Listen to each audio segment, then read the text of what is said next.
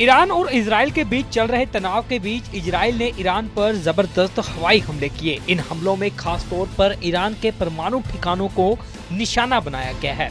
अब सैटेलाइट से ली गई नई तस्वीरों ने इस बात की पुष्टि की है कि ईरान के प्रमुख न्यूक्लियर साइट को भी भारी नुकसान पहुंचा है।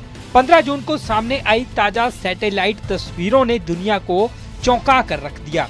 इजरायली हमलों के बाद ईरान के परमाणु ठिकानों पर भारी तबाही हुई है।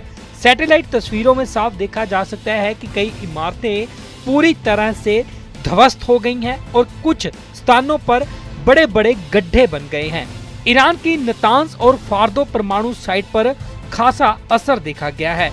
बताया जा रहा है कि इजराइल ने इन ठिकानों को हाई प्रिसीजन गाइडेड बमों से निशाना बनाया है, जिनका मकसद ईरान के परमाणु कार्यक्रमों को धीमा या पूरी तरह से ठप करना है। विशेषज्ञों के अनुसार इस हमले से ईरान के यूरेनियम संवर्धन से जुड़े उपकरणों को गंभीर नुकसान पहुंचा है। वहीं ईरानी प्रशासन ने अब तक नुकसान की आधिकारिक पुष्टि नहीं की है, लेकिन सैन्य गतिविधियों में तेजी और सुरक्षा एजेंसियों की बड़ी तैनाती यह संकेत देती है कि हालात सामान्य नहीं है। दूसरी ओर दुनिया भर की निगाहें अब इस टकराव पर टिकी हैं। क्या यह संघर्ष एक और बड़े युद्ध का रूप लेगा, यह देखना काफी अहम होगा।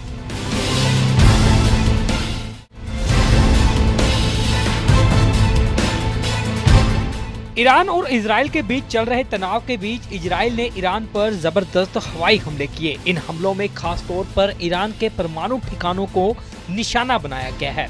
अब सैटेलाइट से ली गई नई तस्वीरों ने इस बात की पुष्टि की है कि ईरान के प्रमुख न्यूक्लियर साइट को भी भारी नुकसान पहुंचा है।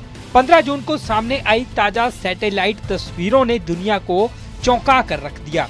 इजरायली हमलों के बाद ईरान के परमाणु ठिकानों पर भारी तबाही हुई है।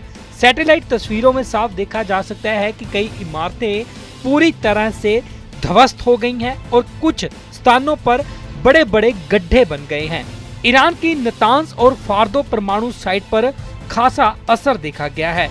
बताया जा रहा है कि इजराइल ने इन ठिकानों को हाई प्रिसीजन गाइडेड बमों से निशाना बनाया है, जिनका मकसद ईरान के परमाणु कार्यक्रमों को धीमा या पूरी तरह से ठप करना है।